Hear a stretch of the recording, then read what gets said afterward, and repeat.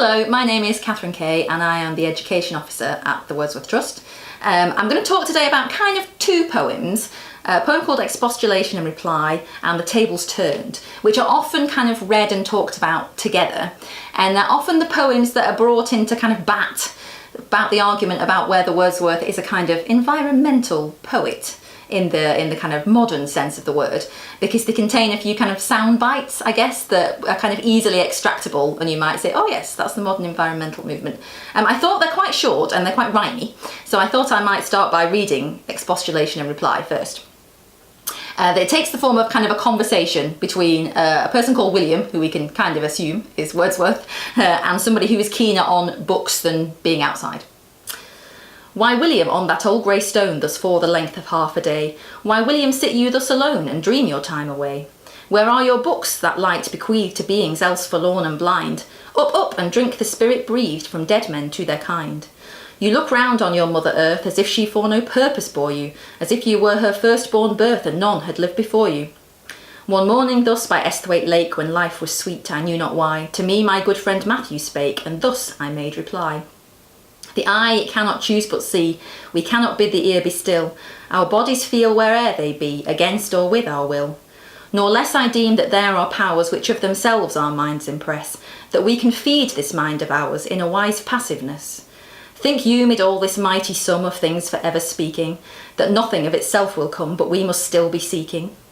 Then ask not wherefore here alone, conversing as I may, I sit upon this old grey stone and dream my time away. And the point Wordsworth, I think, is making there is that we should all spend a bit more time with ourselves, but without kind of determinedly trying to seek for answers. The idea that there's an answer in everything. In fact, I feel bad analysing this poem, because the point of it, arguably, is that we spend too much time analysing things rather than just allowing things to be and enjoying them. The key phrase there, I think, is wise passiveness. That idea that you're sitting daydreaming almost, but that you're open to things outside of you, and you're open to the landscape, but also maybe to people and to ideas and to opinions, and that you're not closed, but that you're also not completely away with the fairies, that you are kind of thoughtful about it. In Wordsworth's more famous poem, probably, about daffodils, he calls it a vacant, pensive mood when he's lying on his couch, and I think it's that same kind of idea. I guess today, if we were going to try and seize the moment, we might call it mindfulness, the idea of kind of being in the moment more than we are. And the companion piece to that poem, The Tables Turned, kind of carries on with very much the same theme. So here we are, The Tables Turned. Up, up, my friends, and quit your books, or surely you'll grow double. Up, up, my friend, and clear your looks, why all this toil and trouble? The sun above the mountain's head, a freshening lustre mellow, through all the long green fields has spread his first sweet evening yellow. Books, 'tis a dull and endless strife, come hear the woodland linnet, how sweet his music, on my life, there's more of wisdom in it. And hark, how blithe the throstle sings, he too is no mean preacher. Come forth into the light of things, let nature be your teacher.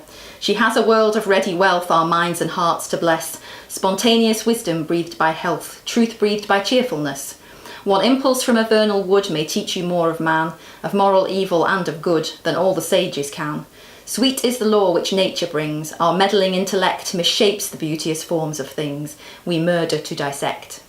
Enough of science and of art, close up those barren leaves, come forth and bring with you a heart that watches and receives.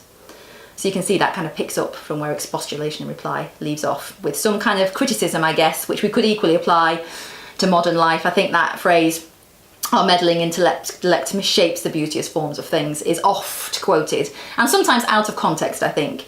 I think it's unfair to say that Wordsworth is saying completely that you should, throw all your books out the window. Obviously, he wanted us to read his poetry. And that science is entirely a bad thing. I don't think that is what he's saying. I just think he's saying we should make room for other things in our lives and not choose one above the other. At Dove Cottage, he's written that poem before he moves in, but he does kind of live his own philosophy a little bit here.